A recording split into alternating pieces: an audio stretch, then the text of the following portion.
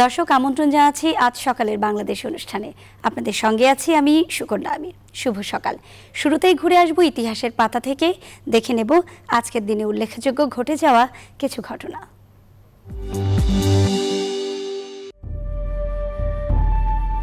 আজ বৃহস্পতিবার 14 জানুয়ারি 2021, 30 পৌষ 1427 বঙ্গাব্দ, 29 জামাদিউল আওয়াল 1442 হিজরি। 1514 সালের এই দিনে দাসপ্রথার বিরুদ্ধে পোপ লিও এক্স ঘোষণা দেন। 1761 সালের এই দিনে পানিপথের তৃতীয় যুদ্ধে আহমদ শাহ দুরানির নেতৃত্বে আফগানরা মারাঠাদের পরাজিত করে। 1814 সালের এই দিনে ডেনমার্কের রাজা সুইডেনের রাজার হাতে নরওয়েকে ছেড়ে দেন। 1929 সালের এই দিনে আফগানিস্তানের রাজা আমানুল্লাহ সিংহাসন ছেড়ে দেন। 1943 সালের এই দিনে মরক্কোর ক্লাসাব্লাকা শহরে ব্রিটিশ প্রধানমন্ত্রী উইনস্টন চার্চিল এবং যুক্তরাষ্ট্রের প্রেসিডেন্ট ফ্রাঙ্কলিন ডি রুজভেল্ট বৈঠকে বসেছিলেন। 2005 সালের এই দিনে শনি গ্রহের চাঁদ টাইটানে হুইজেন্স প্রোবের অবতরণ হয়। 2008 সালের এই দিনে নাসার পাঠানো ম্যাসেঞ্জার নামের মহাকাশযান প্রথম বুধ গ্রহের অদেখা গোলার্ধের ছবি তুলতে সক্ষম হয়। 1551 সালের এই দিনে জন্ম নেন মুঘল যুগের শ্রেষ্ঠ ঐতিহাসিক আবুল ফজল। 1903 সালের এই দিনে ইতিহাসবিদ ডক্টর নিহার রঞ্জন রায় জন্ম নেন। 1926 সালের এই দিনে জন্ম নেন লেখিকা মহাশ্বেতা দেবী। 1929 সালের এই দিনে সঙ্গীত শিল্পী ও সুরকার শ্যামল মিত্র জন্ম নেন। 1951 সালের এই দিনে জন্ম নেন লেখক রাজীব হুমায়ুন।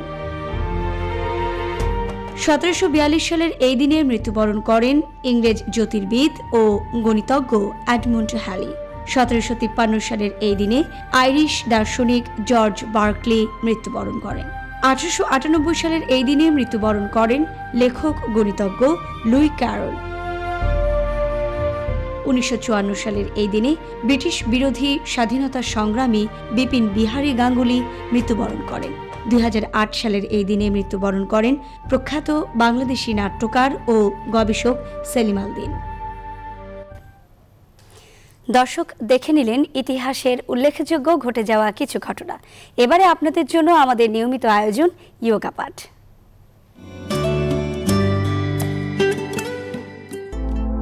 আসসালামু আলাইকুম প্রিয় শরীদ, আপনার উপর শান্তি বর্ষিত হোক। আজকের ইয়োগা পর্বে আপনাকে স্বাগত জানাচ্ছি। আমি আহমেদ শরীফ, আমার সঙ্গে আছেন সাইকোলজিস্ট মুকাররমা, আছেন ইঞ্জিনিয়ার মুবাশশির। প্রিয় দর্শক, আমাদের অনেকের জন্য একটা আতঙ্কের বিষয় হচ্ছে মেদ ভুঁড়ি কি করি, ভুঁড়িটা বেড়ে যাচ্ছে। এই ভুঁড়ি থেকে মুক্ত থাকার জন্য আজকে আমরা চমৎকার একটা আসন অনুশীলন করব, সেই সঙ্গে আমরা একটা মুদ্রা চর্চা করব, সেটাও আমাদেরকে মেদ ভুঁড়ি কমাতে সহযোগিতা করবে। আরও পাশাপাশি অনেক উপকার রয়েছে, সেই উপকারগুলো নিয়েও আমরা আলোচনা করব। চলুন তাহলে আমরা শুরু করি আজকের আসন, উত্থিত পদাসন। উত্থিত পদাসন, উত্তোলন করা, পাটাকে উত্তোলন করা। পদ মানে হচ্ছে পা, সংস্কৃতে পদ মানে হচ্ছে পা, আর উত্তোলন যখন আমরা করি তখন পদ প্লাস উত্তোলন পদ, তখন এটা উত্থিত পদাসন হয়ে যায়। তো আমরা পাটাকে আজকে উত্তোলন করব, লেগ লিফটিং। চমৎকার একটা আসন ইয়োগাতে। তো লেগ লিফটিং করতে গেলে আমাদেরকে একটা পজিশনে চলে যেতে হবে, অর্থাৎ শোয়ার পজিশনে আমাদেরকে চলে যেতে হবে। তাহলে আমরা একটু আস্তে আস্তে শোয়ার প্রস্তুতি গ্রহণ করি। হ্যাঁ, আমরা একটু ঘুরে যাই। প্রথমে আমরা দণ্ডাসনে বসলাম, দণ্ডাসনে, হ্যাঁ দণ্ডাসনে। এবার দুই কোণের উপর ভর দিয়ে আমরা ধীরে ধীরে শুয়ে পড়বো। হ্যাঁ, এবার একটু আস্তে আস্তে শুয়ে পড়ি।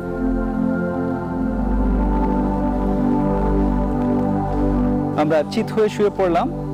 আমাদের হাতের তালু নিচের দিকে থাকবে। প্রিয় দর্শক একটু খেয়াল করে, হাতের তালু নিচের দিকে থাকছে, দু পা জড় অবস্থায় থাকছে, দু পা জড় অবস্থায় থাকছে, হাতের তালু নিচের দিকে থাকছে। রিল্যাক্স, বডি একদম রিল্যাক্স থাকবে। এই পজিশন থেকে আমরা ধীরে ধীরে আমাদের উত্থিত পদাসনটাকে আমরা অনুশীলন করব। তো আমরা দেখছি পা জোড় অবস্থায় আছে, হাত দুটো নিচে আছে এবং বডি রিল্যাক্স অবস্থায় আছে। এই রিল্যাক্স অবস্থা থেকে আমরা ধীরে ধীরে দু পাটাকে জড় অবস্থায়, হাঁটু না ভেঙে, খেয়াল করতে হবে আমরা যখন পা দুটিকে উপরের দিকে তুলবো, হাঁটু যেন না ভাঙে, এটা আমাদেরকে খেয়াল রাখতে হবে। আমরা তাহলে ধীরে ধীরে পা দুটোকে উপরের দিকে তুলি। এমন উচ্চতায় তুলতে হবে যে উচ্চতায় তুললে আপনার পেটে একটা ভাইব্রেশন সৃষ্টি হয়, পেটটা কাঁপাকাঁপি করে, এই অবস্থায় থাকতে হবে। যতটুকু আমরা উপরে তুলতে পারি, যেখানে গেলে আমাদের পেটটা ভাইব্রেট করছে ওই অবস্থায় থাকতে হবে। কতক্ষণ? আপনার মেদ ভরি অনুসারে, বেশি থাকতে চাইলে বেশিক্ষণ থাকবেন, তো মিনিমাম 10 সেকেন্ড থেকে 30 সেকেন্ড আমাদেরকে অবস্থান করতে হবে। এবার ধীরে ধীরে আমরা একটু নামিয়ে ফেলি। প্রিয় দর্শক, এক্ষেত্রে দুই একটা পয়েন্ট আমরা নোট করতে চাই। তার মধ্যে একটা হচ্ছে, যখনই আমরা পাটাকে উপরের দিকে তুলছি, আমাদের হাঁটু দুটো পা একসঙ্গে জোড়া অবস্থায় থাকবে, হাঁটুটা কখনো ভাঁজ হবে না, এটা আমাদেরকে খেয়াল রাখতে হবে। তারপরে হাত দুটো পাশেই থাকছে এবং হাতের তালু নিচের দিকে থাকছে, এটা খেয়াল করতে হবে। পা কতটুকু উঠাবেন এটা নির্ভর করছে পেটে আপনার কোথায় গিয়ে বেশি চাপ অনুভূত হচ্ছে, কারণ এই চাপ অনুভূত হওয়াটাই হচ্ছে জরুরি। এটা যত বেশি আপনি এই চাপটা অনুভব করুন, তত আপনার পেটের যে অতিরিক্ত চর্বি আছে সেই চর্বিটা দূর হতে সহযোগিতা করবে। চলুন তাহলে আমরা আরেকবার একটু আসনটাকে ভালো করে দেখে নিই। আর প্রিয় দর্শক, আপনি যদি এই উচ্চতাটাকে ডিটারমিন করতে না পারেন, তাহলে সাধারণ একটা গ্রামার আছে, সেটা হচ্ছে আপনি পাটাকে উপরে তুলবেন, তুলে আপনার বুড়ো আঙ্গুল দুটোকে দেখার চেষ্টা করবেন, তাহলেই মোটামুটি একটা পজিশনে চলে যাবেন যেখান থেকে আপনার পেটে একটা ভাইব্রেট সৃষ্টি হবে। তারপরে আপনি যখন এটা করতে করতে অভ্যস্ত হয়ে যাবেন, তখন দেখবেন যে উচ্চতায় রাখলে আপনার পেটে চাপ পড়ছে সেই উচ্চতায় আপনি রাখতে পারছেন। আপাতত আপনি নিজের পায়ের আঙ্গুল আপনি দেখার চেষ্টা করুন, তাহলে এই মিনিমাম উচ্চতাটাকে আপনি বজায় রাখতে পারবেন। তাহলে আমরা একটু ধীরে ধীরে একটু পা উপরের দিকে তুলি, জড় অবস্থা, হ্যাঁ উঠছে, পা উঠছে, গুড। আরো একটু প্রয়োজনে তুলেন, হ্যাঁ আর একটু তুলেন। এই কারো কারো আর একটু উপরেও, পাটা আরো অনেকের উপরে উঠতে পারে, কারো আবার একটু নিচে গেলে ভাইব্রেট বেশি করতে পারে, সেটা আপনার উপর, আপনার শরীর অনুসারে আপনি এটাকে নির্ধারণ করে নেবেন। এবার ধীরে ধীরে আমরা নামিয়ে ফেলি। উত্থিত পদাসন, চমৎকার একটা আসন, উত্থিত পদাসন, লেগ লিফটিং। এবার তাহলে আমরা একটু আস্তে আস্তে উঠে বসি, উঠে পদ্মাসনে, বজ্রাসনে বসি আমরা, পদ্মাসন বা বজ্রাসন। তাহলে আমরা বজ্রাসনেই বসি। প্রিয় দর্শক, আমরা যে আসনটা দেখলাম সেই আসনটা হচ্ছে পেটের অতিরিক্ত চর্বি দূর করার জন্য চমৎকার একটা আসন। ইয়োগাতে অনেকগুলো আসন রয়েছে, তার মধ্যে কয়েকটা আসনের যদি নাম উল্লেখ করতে হয়, তার মধ্যে এটা হচ্ছে একটা আসন যে আসনটা পেটের অতিরিক্ত চর্বি কমাতে সহযোগিতা করে। আর কি করবে এই আসনটা অনুশীলন করলে? এই আসন করলে আপনার যাদের হার্নিয়া আছে তারা হার্নিয়া রোগ থেকে নিরাময় লাভ করতে পারবেন। এটা মেয়েদের জন্য খুবই উপকারী আসন। মেয়েদের ডিম্বাশয়ে প্রচুর রক্ত সঞ্চালন বাড়িয়ে ওভারিটাকে ভালো রাখে। তারপরে সহজে স্ত্রী রোগ হতে পারে না, যারা স্ত্রী রোগে ভুগছেন তারা এই আসনটাকে অনুশীলন করবেন, দেখবেন যে আপনি অনেকটাই এই ধরনের অসুখ বিসুখ থেকে মুক্ত থাকছেন। তাছাড়া যাদের হজমের সমস্যা রয়েছে, এটা হজম শক্তিটাকে বাড়ায়। এবং আমরা খেয়াল করে দেখেছি, যখন আমরা এই আসনটা অনুশীলন করি তখন আমাদের এই জায়গাগুলোতে, অর্থাৎ অ্যাবডোমিনাস রিজিয়নে প্রচণ্ড চাপ পড়ে এবং ইন্টারনাল যে অর্গান, আমাদের ইন্টারনাল অর্গান, লিভার, কিডনি, এই জিনিসগুলো খুব শক্তিশালী হয় এবং এই জায়গাগুলোতে কোনো অতিরিক্ত চর্বি জমতে পারে না। তো intestine, large intestine, small intestine, এদের কার্যক্ষমতা বেড়ে যায়, যার ফলে হজম শক্তি বৃদ্ধি পায়। পেটের পেশি, স্নায়ুতন্ত্রী, লিভার, স্প্লিন, এগুলোতে প্রচুর রক্ত সঞ্চালন বাড়িয়ে এগুলোর এক্সারসাইজ করে এই অঙ্গগুলোকে সুস্থ রাখে, সবল রাখে। উত্থিত পদাসন।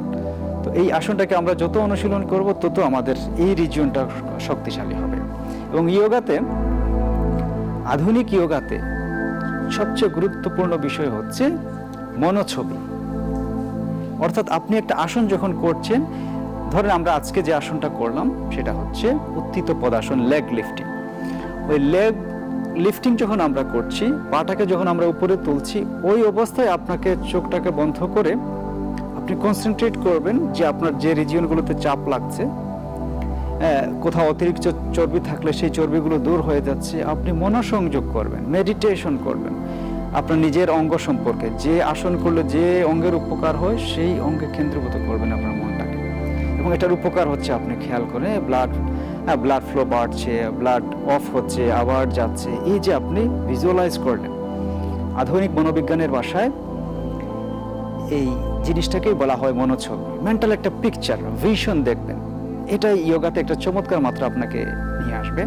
তো আমরা এই ভিশনটাকে যেন বজায় রাখি, অর্থাৎ যখনই আমরা একটা আসন করছি, আসন অবস্থায় চোখ বন্ধ করে আমরা ভিজুয়ালাইজ করব যে আমার এই অঙ্গের উপকার হচ্ছে। আমরা মনোছবি দেখব, মনের চোখে ছবির মতো করে দেখব। তাহলে কি হবে, সাইকো নিউরো ইমিউনোলজি অনুসারে বিজ্ঞানের চমৎকার একটা শাখা, যে মনের শক্তিটাকে ব্যবহার করে সুস্থতা লাভ করা। তো আপনি যখন এই যোগার আসন করছেন, এই মনোছবিটাকে যখন যুক্ত করবেন, তখন মনের শক্তিটাও যুক্ত হচ্ছে, তখন আপনি দ্বিগুণ, তিনগুণ, বহুগুণ উপকার বেশি পাবেন। তো এই আসন যখন আমরা চর্চা করি, উত্থিত পদাসন, তখন আমরা আসনের শেষ পর্যায়ে গিয়ে অর্থাৎ পাটাকে উপরের দিকে তুলে ভিজুয়ালাইজ করবো যে না আমার এই উপকার হচ্ছে, যে উপকারগুলো আমরা বললাম। এবং এটা চমৎকার একটা আসন আমাদের এই মেদভুঁড়িটাকে কন্ট্রোলের জন্য। সুতরাং যারাই মনে করেন যে এটার অসুবিধায় আছেন, তারা এটাকে অনুশীলন করবেন, অনেক সুস্থ থাকবেন, প্রাণবন্ত থাকবেন। এখন আমরা একটা মুদ্রা অনুশীলন করব। যোগাতে এটাকে বলা হয় যোগ মুদ্রা, যোগ সিল। তো যোগ সিলটাকে, যোগা সিল বা যোগ সিল, এটাকে আমরা এখন অনুশীলন করব। এটাও খুব উপকারী আসন। এটা আমাদের বিশেষ করে ইন্টারনাল অর্গানগুলোকে খুব চমৎকারভাবে ভালো রাখে, সেই সঙ্গে গ্ল্যান্ডের উপকার হয়। এই গ্ল্যান্ডগুলো নিয়েও আমরা আলোচনা করব কি গ্ল্যান্ডের উপকার হয়। তাহলে আমরা এবার যোগ মুদ্রার দিকে অগ্রসর হয়। যোগ মুদ্রা কিভাবে করতে হয়, এটা করার জন্য প্রিয় দর্শক আমাদেরকে যে কাজটা করতে হবে, এটা বিশেষ মুদ্রা আয়ত্ত করতে হবে। অর্থাৎ হাত দুটোকে আমরা সামনে নেব, সামনে নিয়ে আমাদের মাঝখানের যে দুটো আঙ্গুল আছে, এই মাঝখানের দুটো আঙ্গুলকে আমরা একত্র করব এবং হাতটাকে এই স্টাইলে রাখবো। আমরা একটু হাত এই স্টাইলে রাখি, এই স্টাইলে রাখলাম। এরপরে যে কাজটা করতে হবে সেটা হচ্ছে আমাদের যে মাঝখানের দুটো আঙ্গুল, এই দুটো আঙ্গুল নাভির মাঝখানে আমরা নিয়ে যাব। হাতের আঙ্গুলগুলো একসঙ্গে স্পর্শ অবস্থায় আছে, খেয়াল করে দেখবেন। এইভাবে আমরা রাখলাম, নাভির মাঝখানে নিয়ে গেলাম, অর্থাৎ আমাদের পেটের যে নরম অংশ আছে, এই নরম অংশে আমাদের হাতটাকে আমরা রাখবো। তো এটা একটা বিশেষ মুদ্রা, এটাকে আমরা জেনে রাখলাম আগে থেকেই, যাতে আমরা পরবর্তীতে করতে পারি। তো এই যোগ মুদ্রাটা, এই মুদ্রাটা আমরা অনুশীলন করতে পারি বজ্রাসনে বসে, পদ্মাসনে বসে, অর্থাৎ একটা মেডিটেটিভ পোজে বসে এটাকে আমরা করতে পারি। তো আজকে আমরা এখানে পদ্মাসনে বসে এই যোগ মুদ্রাটা আমরা দেখব। তাহলে আমরা একটু শুরু করি। প্রথমে আমরা একটু দণ্ডাসনে বসে, পা দুটো আমরা এইদিকে ঘুরে যাই, প্রথম দিকে এইদিকে ঘুরে যাই।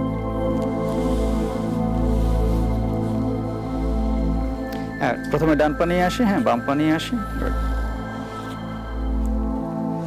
এই দণ্ডাসন থেকেই আমরা দুপা সামনে ছড়িয়ে বসলাম, এটা থেকেই আমরা পদ্মাসনটা করবো। তো প্রথমে আমরা পদ্মাসনটা একটু দেখে নিই। ডান পাটাকে ভাঁজ করে নিই, পদ্মাসন করে। গুড। এবার বাম পাটাকে নিয়ে নিই, রিল্যাক্স, পাটাকে রিল্যাক্স করে রাখেন, মেরুদণ্ড সোজা থাকবে। আর যোগা স্মাইলিং ফেস নিয়ে আমাদেরকেই করতে হয়। যত আপনি একটা স্মাইলিং মুড নিয়ে আসবেন, মনটা ভালো থাকবে এবং আপনি উপকারটাও বেশি পাবেন। আমরা এখন যে আসনে বসে আছি সেটা হচ্ছে পদ্মাসন, লোটাস পোস্টার। এই লোটাস পোস্টারে বসে আজকে আমরা যোগ মুদ্রাটাকে অনুশীলন করব। এটা বজ্রাসনেও করা যায়, আমরা পদ্মাসনে বসেই করছি। এরপরে আমরা যে জিনিসটাকে অনুসরণ করব সেটা হচ্ছে যে আগের যে মুদ্রাটা আমরা দেখলাম, আমাদের হাত দুটোকে আমরা বুকের সামনে নিয়ে আসি, এরকম এই অবস্থায়।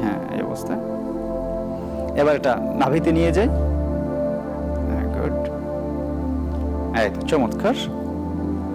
এবার আমরা ধীরে ধীরে আমাদের কপালটাকে ভূমিতে স্পর্শ করানোর চেষ্টা করব।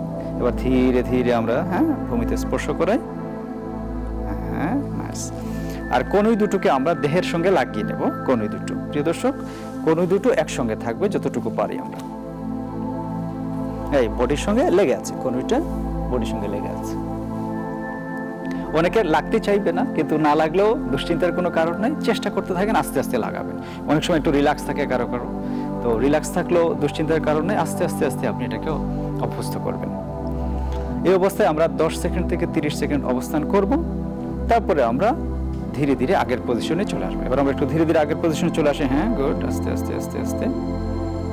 আর উঠেন, আর উঠেন।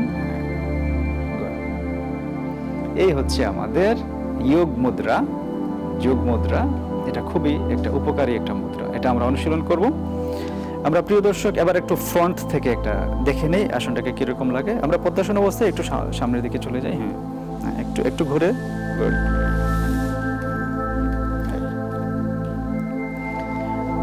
এবার আমরা ফ্রন্ট থেকে দেখছি। হ্যাঁ, হাতের মুদ্রাটাকে আমরা বুকের পাশে নিয়ে আসি, আমাদের এই মুদ্রাটা করে। হ্যাঁ, তারপরে নাভিতে নিয়ে যাই। হ্যাঁ, গুড, নাভিতে নিয়ে যাই। Very good. এবার আস্তে আস্তে আমরা সামনের দিকে ঝুঁকে যাই, কপালটাকে ভূমিতে স্পর্শ করানোর চেষ্টা করি। অনেকের কপাল নাও লাগতে পারে, যতটুকু পারেন ভূমিতে স্পর্শ করানোর চেষ্টা করবেন। জোর করার কোনো প্রয়োজন নাই, যোগাতে জোর জবরদস্তির কোনো বিষয় নাই। এবং কনুই দুটোকে আমরা একসঙ্গে রাখার চেষ্টা করব। 10 থেকে 30 সেকেন্ড মিনিমাম অবস্থান করব, তারপরে আমরা আবার আগের পজিশনে চলে আসবো। এবার তাহলে আমরা একটু ধীরে ধীরে আগের পজিশনে চলে আসি। হ্যাঁ, ধীরে ধীরে আগের পজিশনে চলে আসি। হ্যাঁ,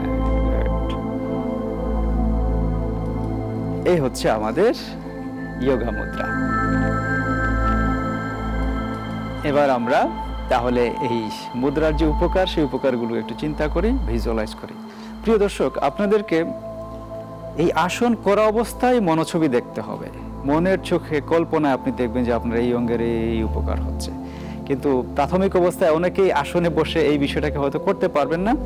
প্রয়োজনে আপনি যখন শবাসন করবেন, রিল্যাক্স করবেন, সেই অবস্থায় এটাকে অনুশীলন করতে পারেন। তো এই মনোছবিটা হচ্ছে খুবই গুরুত্বপূর্ণ, এটাকে আমাদের আয়ত্ত করতে হবে। যখন একটা আসন করছি সেটার উপকার নিয়ে আমরা চিন্তা করব। এই যে যোগ মুদ্রা, এই যোগ মুদ্রাটা আমাদের যে লার্জ ইন্টেস্টাইন, তারপরে স্মল ইন্টেস্টাইন, লার্জ ইন্টেস্টাইন, এইগুলোকে খুব চমৎকার লাগে। এবং লিভার, তারপরে কিডনি, স্প্লিন, এগুলোর কিন্তু চমৎকার উপকার হয়। এবং ইদানিংকালে যে একটা সমস্যা, সেটা হচ্ছে ডায়াবেটিসের সমস্যা। এই ডায়াবেটিসের অনেকগুলো কারণ রয়েছে, তার মধ্যে একটা বড় কারণ হচ্ছে যে আইলেটস অফ ল্যাঙ্গারহ্যান্স, এই জায়গা থেকে যে আমাদের প্যানক্রিয়াস গ্ল্যান্ড, এই প্যানক্রিয়াস গ্ল্যান্ডের যে হরমোন নিঃসরণ, এটা যখন ঠিকমতো না হয়, অর্থাৎ ইনসুলিন সিক্রেশন যখন সহজ না হয়, তখনই আমাদের কিন্তু ডায়াবেটিস দেখা দেয়। আর এই যোগা মুদ্রাটা যখন আমরা করি, এই যোগ মুদ্রা যখন আমরা করি, তখন কি হয়? তখন আমাদের এই প্যানক্রিয়াস গ্ল্যান্ডে চাপ পড়ে, যার ফলে এটার রক্ত সঞ্চালন বাড়ে, এটার এক্সারসাইজ হয়, এবং আমরা ধীরে ধীরে ডায়াবেটিস থেকে মুক্তি লাভ করতে পারি। তো ডায়াবেটিস থেকে মুক্তি লাভ করার জন্য এই মুদ্রাটাকে আমরা অনুশীলন করতে পারি। এবং এটাও হজম শক্তির জন্য খুবই চমৎকার আসন। এবং এটা কনস্টিপেশন, যাদের কুষ্ঠবদ্ধতা রয়েছে, তারা এটাকে অনুশীলন করবেন, অনেক উপকৃত হবেন। প্রিয় দর্শক, আপনারা দেখেছেন যখনই এই মুদ্রাটাকে অনুশীলন করা হয়, তখন কিন্তু এই জায়গাটাতে প্রচণ্ড চাপ পড়ে এবং এই জায়গাগুলোর এক্সারসাইজ হয়। এবং যখন ওনারা সামনের দিকে ঝুঁকেন, আমরা একটু সামনের দিকে আরেকবার একটু আসনটাকে করিয়ে দেখাই। হ্যাঁ, আবার নাভিতে নিয়ে রাখেন। হ্যাঁ, নাভিতে এই মুদ্রাটাকে নিয়ে রাখেন। হ্যাঁ, গুড। এবার আস্তে আস্তে আবার একটু সামনের দিকে ঝুঁকেন, কপালটাকে ভূমিতে স্পর্শ করানোর চেষ্টা করুন, কনুই দুটি একসঙ্গে রাখার চেষ্টা করুন। প্রিয় দর্শক, খেয়াল করে দেখেন যে প্রচন্ড চাপ পড়ছে, কনুইয়ের এক্সারসাইজ হচ্ছে, পায়ের এক্সারসাইজ হচ্ছে, হাঁটুর এক্সারসাইজ হচ্ছে, অনেক ধরনের অঙ্গের এক্সারসাইজ হচ্ছে। এবার আস্তে আস্তে আমরা আগের পজিশনে চলে আসি, ধীরে ধীরে আগের পজিশনে চলে আসি।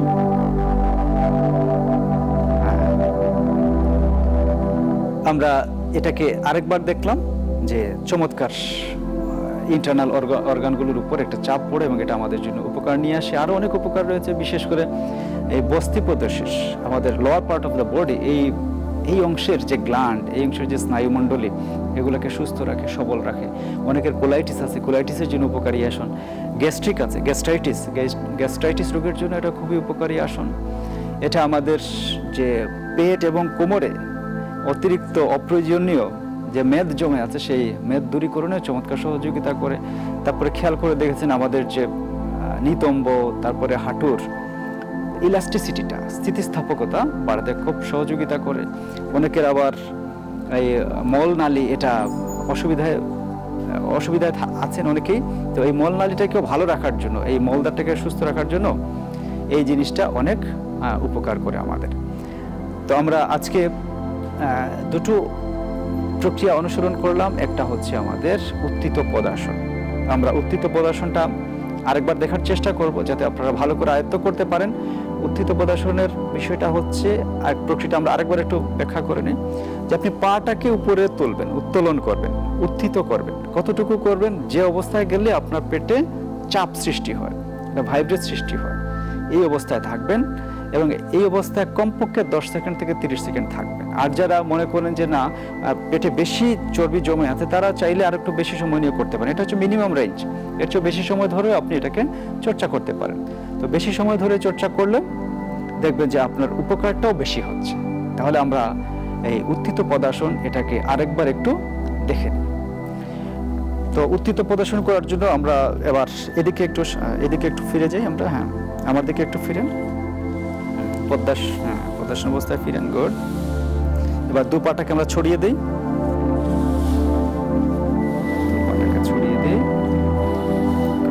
মেরুদণ্ড স্ট্রেট থাকবে, আমাদের মেরুদণ্ড স্ট্রেট থাকছে। এবার দুই কোণের উপর ভর দিয়ে আমরা ধীরে ধীরে শুয়ে পড়ব।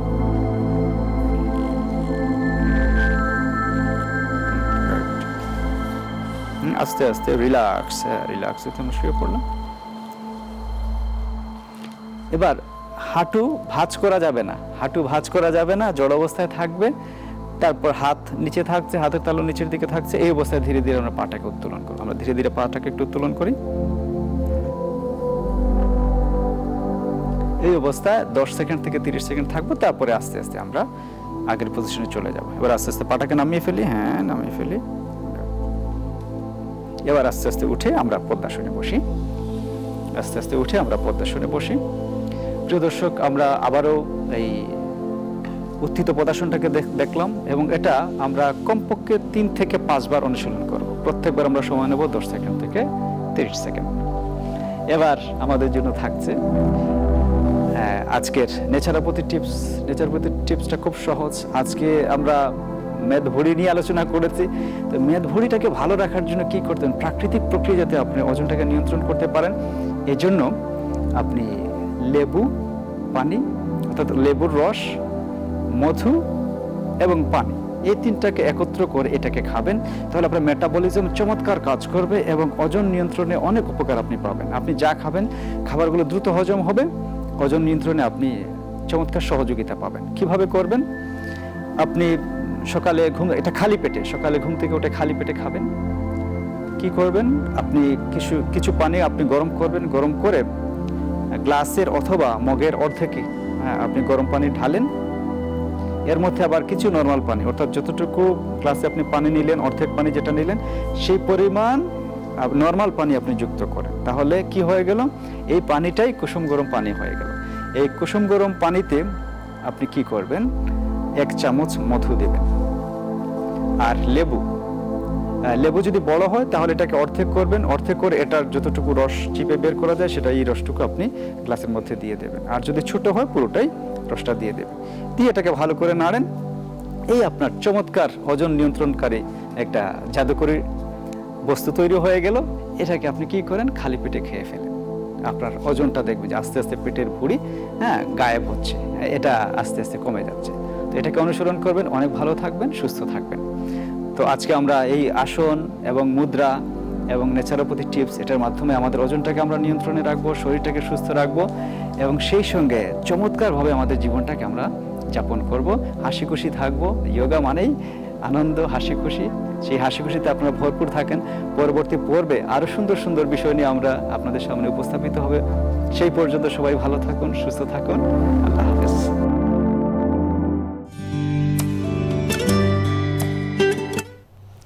দর্শক দেখছিলেন ইয়োগা পাঠ। এ পর্যায়ে নিচ্ছি ছোট্ট একটি বিরতি, ফিরছে একটু পর, সঙ্গেই থাকুন।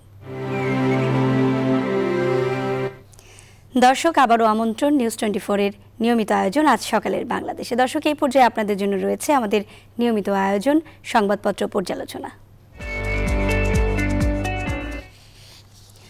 দর্শক প্রতিদিনের মতো আজও শুরু করছি বাংলাদেশ প্রতিদিন দিয়ে। বাংলাদেশ প্রতিদিনের যেই সংবাদ শিরোনাম করা হয়েছে, ভ্যাকসিন দাম যেখানে কম সেখান থেকে আনা হবে, চেষ্টা করা হবে বলছেন অর্থমন্ত্রী। সিটি কেন বেহাল? বিশেষজ্ঞরা বলছেন 45 সেবা সংস্থার সমন্বয় প্রয়োজন। কর্পোরেশনকে ব্যবসা নয়, সেবা দিতে হবে। কথা কম, কাজ বেশি করতে হবে এবং বিশেষজ্ঞদের নিয়ে কার্যকর মাস্টার প্ল্যান জরুরি। দর্শক চলে যাচ্ছি পরের সংবাদপত্রে। আমার হাতে রয়েছে দৈনিক কালের কণ্ঠ পত্রিকা। কালের কণ্ঠ পত্রিকার প্রধান যে শিরোনাম করা হয়েছে, স্বাধীনতার সুবর্ণ জয়ন্তী ও মুজিব শতবর্ষ, 17 মার্চ থেকে বর্ণাঢ্য আয়োজন পরিকল্পনা এবং মাঠে তেজ দেখাচ্ছেন সাবেক 14 কাউন্সিলর। প্রথম আলো রয়েছে এ পর্যায়ে আমার হাতে। প্রথম আলোর যে প্রধান শিরোনাম রয়েছে, শৈলকুপায় নির্বাচনী সহিংসতায় আওয়ামী লীগ নেতা নিহত, ট্রাম্প কাণ্ডের পর মার্কিন যৌথ বাহিনীর নজিরবিহীন বিবৃতি। চলে যাচ্ছে যুগান্তর পত্রিকায়। যুগান্তরের যেই প্রধান শিরোনাম করা হয়েছে, 7,500 কোটি টাকা কাটছাট, স্বাস্থ্য কমপ্লেক্স নির্মাণে অনিয়ম দুর্নীতি, ভুয়া বিলে 60 লাখ টাকা উত্তোলন। দর্শক, চলে যাচ্ছি পরের সংবাদপত্রে। এ পর্যায়ে আমার হাতে রয়েছে দৈনিক সমকাল পত্রিকা।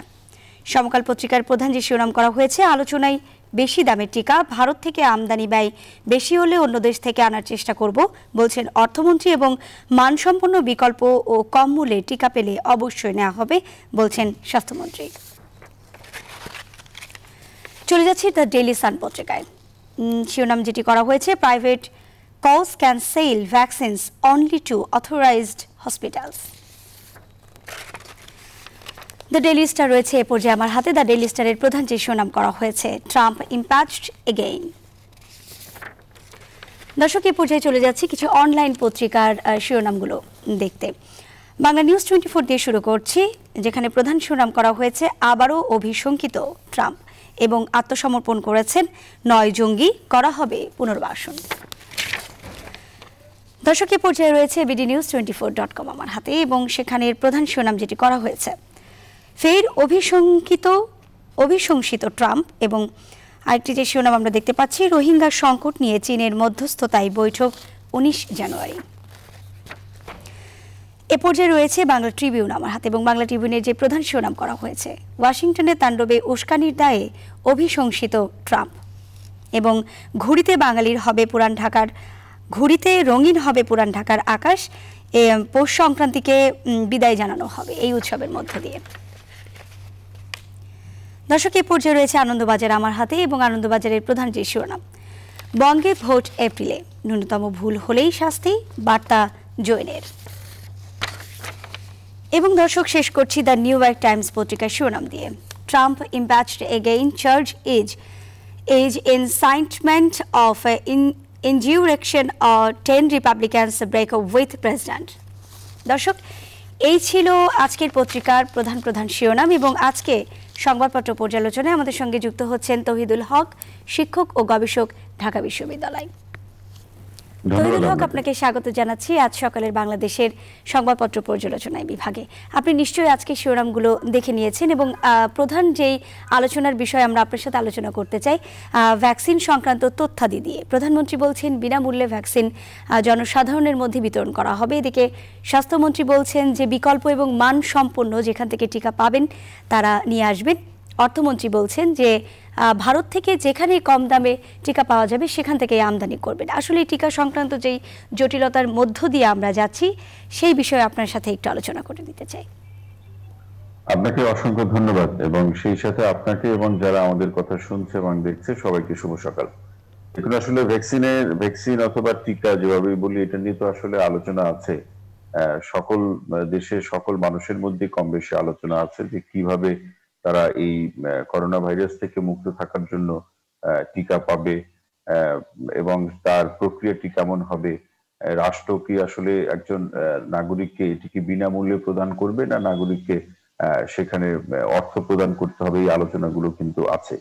এবং আপনি যেভাবে বিষয়টি উল্লেখ করলেন যে আসলে আমাদের এখানে তো টিকা দেশে না আসা পর্যন্ত আমরা ঘুরে ফিরে কোনো না কোনো জটিলতায়, অথবা কোনো না প্রক্রিয়াগত যে জটিলতা অথবা এরকম বিতর্কগত জটিলতার মধ্যেও কিন্তু আমরা পড়ে যাচ্ছি। এবং আপনি নিশ্চয়ই অবগত যে আমাদের যে এই করোনা ভাইরাস শুধু না, আমাদের দেশের যে কোনো অবস্থা নিরসনের ক্ষেত্রে অথবা সংকট নিরসনের ক্ষেত্রে আমাদের এক ধরনের রাজনৈতিক বিতর্ক রয়েছে। আমরা গতকালকেও কিন্তু সেটি লক্ষ্য করেছি যে এই টিকা কিভাবে আনা হবে, মূল্য কত হবে, সেই বিষয়গুলো নিয়ে কিন্তু রাজনৈতিক বিতর্ক রয়েছে। যে এরকমও একটি বিতর্ক রয়েছে, এটা গণমাধ্যমে আমরা লক্ষ্য করেছি, যে টিকা যদি $2 কেনা হয় সেটি বাংলাদেশে এসে কেন $5 বিক্রি হবে। আবার আজকে মাননীয় প্রধানমন্ত্রীর যে উক্তিটি আমরা লক্ষ্য করছি গণমাধ্যমে, তিনি বলছেন এটি বিনামূল্যে প্রদান করা হবে। আমার মনে হয় এখানে একটি বিষয় স্পষ্ট করা দরকার, সেটি স্বাস্থ্য মন্ত্রণালয় এটি স্পষ্ট করবে যে আসলে টিকা বিনামূল্যে প্রদান করা হবে, না এর পিছনে যে টিকা গ্রহণ করবে তাকে অর্থ প্রদান করতে হবে। যদি অর্থ প্রদান করতে হয় সেই অর্থের ধরনটা বা সংখ্যা বা সংখ্যার যে পরিমাণটা কেমন, সেই অর্থের পরিমাণটা কেমন, এটি আমার মনে হয় যে গণমাধ্যমে স্পষ্ট করা প্রয়োজন। আর একটি ব্যাপার হলো যে এরকম একটি আলোচনা আছে যে আমরা যেখানে কম দামে পাবো সেখান থেকে টিকা আমরা নিয়ে আসবো, কিংবা এরকম আলোচনাও কিন্তু আমি লক্ষ্য করেছি যে আনা সহজ দেয়া কঠিন।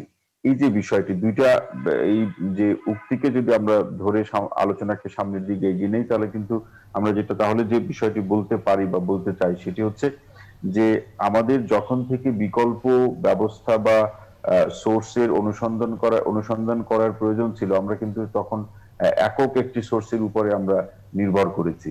এবং তখন কিন্তু এই গণমাধ্যমে আলোচনাটি ছিল যে যেহেতু করোনার ভ্যাকসিন শুধু বাংলাদেশের প্রয়োজন না, সারা বিশ্বের প্রতিটি দেশের প্রতিটি মানুষের জন্য প্রয়োজন, সুতরাং আমরা একক কোনো উৎসের প্রতি নির্ভরশীল না হয়ে আমরা বিকল্প উৎস কি হতে পারে, অথবা সেই আলোচনাটি আমরা এগিয়ে নেওয়া, অথবা সেরকম কোনো চুক্তি অথবা আলোচনা যদি করে রাখা যেত।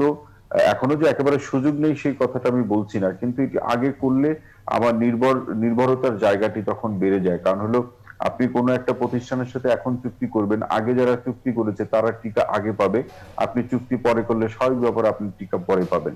সুতরাং এখনো যে একেবারে সময় নাই তা না, কিন্তু আমার মনে হয় এই জায়গাতে আমরা দেরিতে হলেও বুঝতে পেরেছি যে আসলে যে কোনো ক্রাইসিস মোকাবেলার জন্য আমরা একমাত্র উৎসের প্রতি নির্ভর না করে আমরা একাধিক উৎসের প্রতি যদি নির্ভর করি অথবা সেই চুক্তি অথবা আলোচনা করি, তাহলে আমার ওই ক্রাইসিস অথবা ওই অবস্থা নিরসন করাটা অনেকটাই সহজ হয়ে যায়। আরেকটি প্রশ্ন আমি আপনাকে একটু করতে চাই। আমাদের দেশে কিন্তু এই টিকা সংক্রান্ত যে জটিলতা সেটিতে এখনো থামছে না, এবং আরেকটি কথা যেটি রয়েছে যে এই টিকা প্রদানের জন্য যে সিরিঞ্জটি আসলে প্রয়োজন সেটিও কিন্তু বাংলাদেশে একেবারে অপ্রতুল। তাহলে এই টিকা যে জনসাধারণের মধ্যে বিতরণ করা হবে সেটি আসলে কোন পর্যায়ে বিবেচনা করা হচ্ছে বলে আপনি মনে করছেন, বা বিবেচনা করা উচিত বলে আপনি মনে করছেন? জি ধন্যবাদ, এটা একটা খুব গুরুত্বপূর্ণ প্রশ্ন। আসলে সেই কারণে বলছিলাম যে টিকা আনা সহজ, টিকা আসবে, এটি হয়তো যে সময়ের কথা বলা হচ্ছে টাইম ফ্রেম, আমরা মনে করি সেই টাইম ফ্রেমের মধ্যেই টিকা আসবে, কিন্তু টিকা আসার পরে পরবর্তী যে পদক্ষেপ, টিকা তো এটা প্রদান করতে হবে, নাগরিকদের সেটি গ্রহণ করতে হবে এবং টিকা তাদেরকে দেওয়া হবে। সেই দিতে গিয়েই কিন্তু নানা ধরনের জটিলতা তৈরি হবে। সেই জটিলতার প্রথম ধরনটি হলো যে কারা টিকা পাবে। যদিও সরকার থেকে বা স্বাস্থ্য অধিদপ্তর থেকে বা আমাদের চিকিৎসকদের মধ্যে যারা এই কমিটিতে রয়েছেন তারা কিন্তু বলছেন যারা ফ্রন্টলাইন ফাইটার, যারা সম্মুখ যোদ্ধা তারা পাবেন, বিশেষ করে যারা চিকিৎসক, সাংবাদিক, পুলিশ সদস্য যারা রয়েছেন তারাই, এবং আর যারা বয়স্ক, যারা প্রবীণ জনগোষ্ঠী, এই প্রবীণ জনগোষ্ঠী এদেরকে আসলে অগ্রাধিকার ভিত্তিতে তাদেরকে টিকা প্রদান করা হবে। কিন্তু এবং সেই রেজিস্ট্রেশনের প্রক্রিয়া রয়েছে, সম্মতি পত্র কিন্তু এখানে মানে একটা বিষয় রেখেছে তারা, যে যাকে টিকা প্রদান করা হবে সেই সম্মতি পত্রে তিনি স্বাক্ষর করবেন, এবং সেখানে টিকা প্রদান পরবর্তী যে পার্শ্ব প্রতিক্রিয়া কিংবা যে কোনো পরিস্থিতি তিনি সেটি মেনে নিয়ে বুঝে নিয়ে তিনি টিকাটি গ্রহণ করবেন। এখন এই জায়গায় আমাদের তো জটিলতা রয়েছে, সেই জটিলতার অতীতের যে প্রেক্ষাপটগুলো, যে কোনো অবস্থায় যে রাজনৈতিক বিতর্কের কথা বললাম সেটি তো আছে, এবং এই ফ্রন্টলাইন ফাইটারদের মধ্যেও তো আপনার মানে কারা এগিয়ে থাকবেন, কারা বেশি গুরুত্ব পাবেন, তাদের বয়স কেমন হবে, এই ব্যাপারগুলোতেও কিন্তু আলোচনা রয়েছে। আমার মনে হয় এই জায়গাতে সরকার আরো বেশি পরিষ্কার করুক, যদি পরিষ্কার করে যে ফ্রন্টলাইন ফাইটারের যারা রয়েছেন তাদের মধ্যে কোন বয়স বন্ধনী বা কোন পদধারীরা আগে পাবেন এবং তাদের সংখ্যাটি কেমন হবে, তারা কি নিজে একা পাবেন নাকি তার পরিবারের সহ পাবেন, এই আলোচনাগুলো কিন্তু মানুষের মধ্যে রয়েছে। আমি মনে করি এই জায়গাতে আরো স্পষ্ট করার প্রয়োজন রয়েছে, সাথে মূল্যটার ব্যাপারে কিন্তু মানুষের খুব বেশি করে নজর বা আলোচনা রয়েছে, সেক্ষেত্রেও সরকার এই জায়গাতে নজর দিবে বা আরো স্পষ্ট করবে।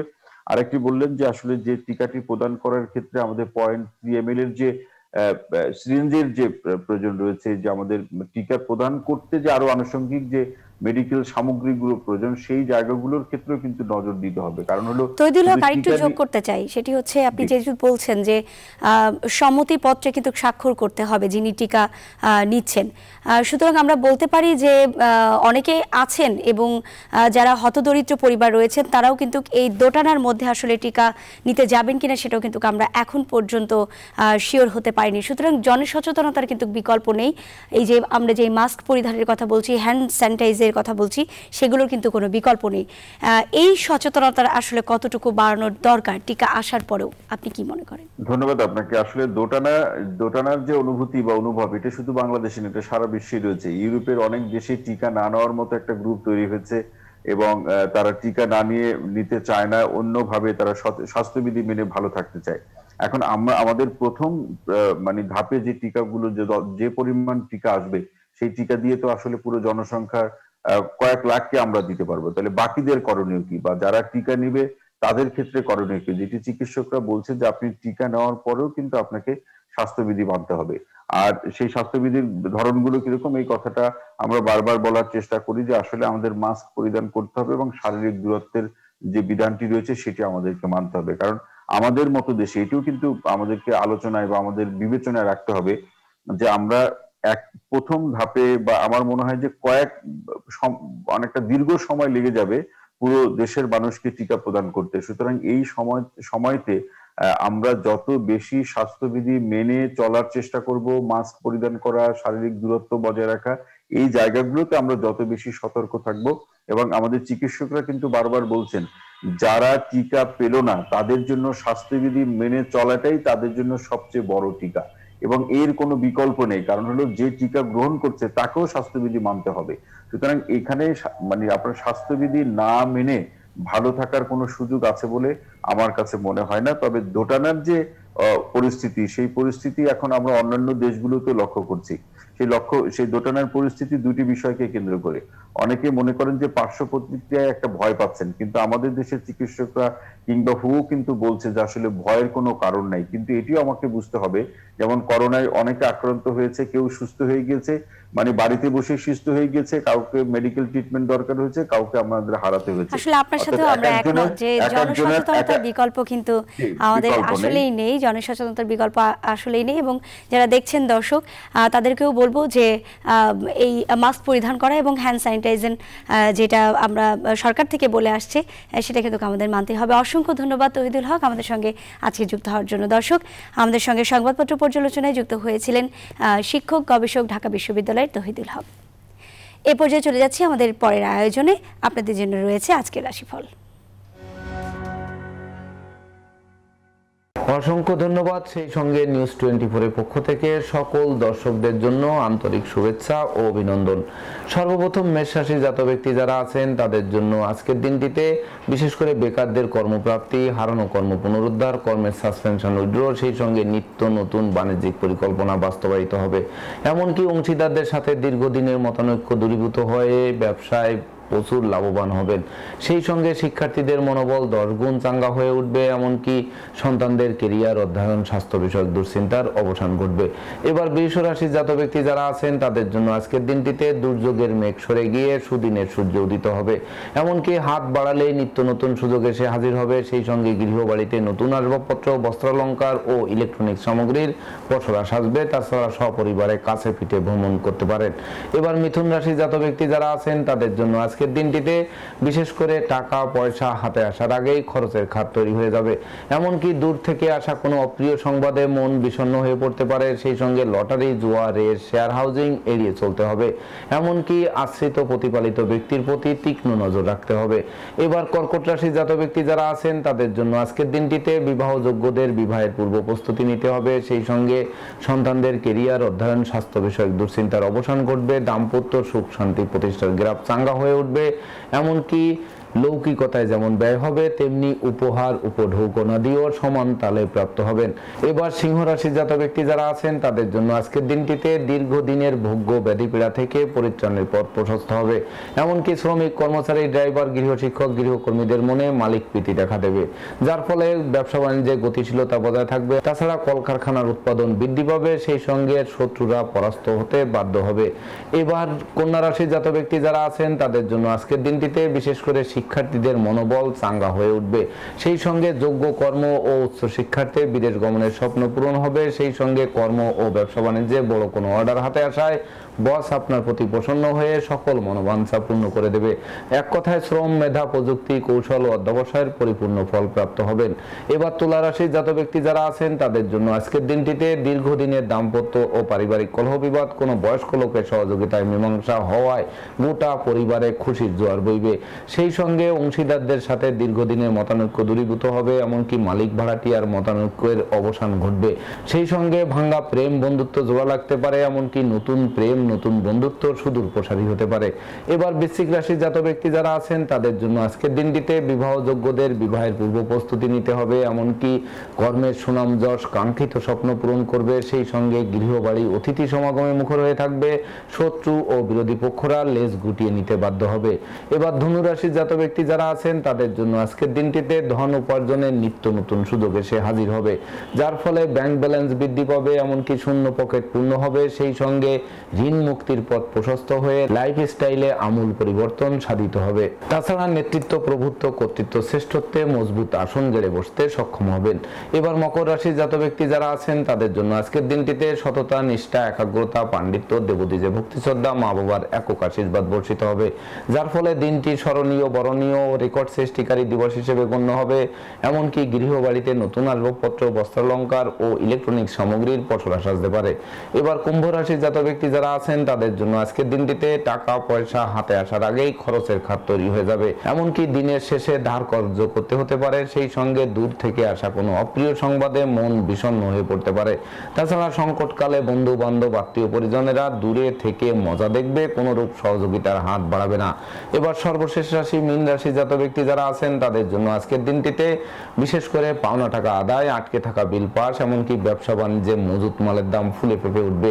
সেই সঙ্গে বিদেশে অবস্থানরত স্বজনদের স্বদেশ প্রত্যাবর্তনে দীর্ঘদিনের লালিত স্বপ্ন পূরণ হবে, এমনকি নিঃসন্তান দম্পতির কোল আলোকিত হয়ে উঠতে পারে। তবে আশ্রিত প্রতিপালিত ব্যক্তির প্রতি তীক্ষ্ণ নজর রাখতে হবে। রাশিফল সংক্রান্ত তথ্য এ পর্যন্তই। দর্শক, এই ছিল আজ সকালের বাংলাদেশের আয়োজন। সবাই ভালো থাকুন, সুস্থ থাকুন, সচেতন থাকুন।